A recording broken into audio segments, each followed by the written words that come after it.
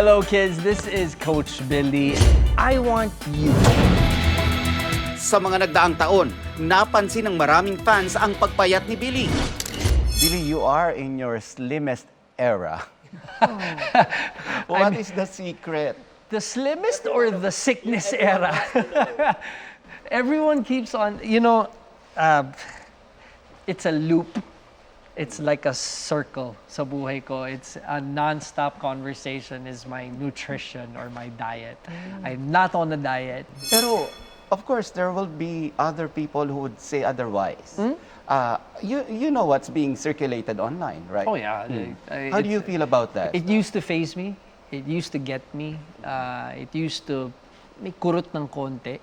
Pero now it really doesn't anymore. It's nakakatawa na I lang. mean, that's it, 30. Of course, Billy, Addict daw. Sa mga nakakakilala sa akin, I am by far the one of the few artists are the ones who don't try drugs.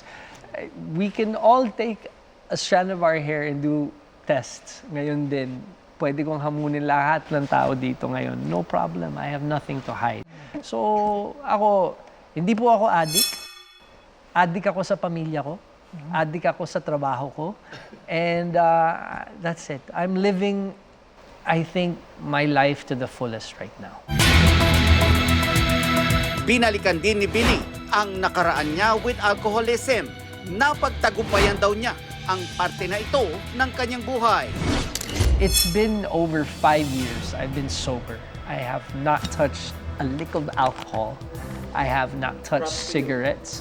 Zero. With God's help and God's grace, I did it. So I think everyone is allowed and able to change. You can change.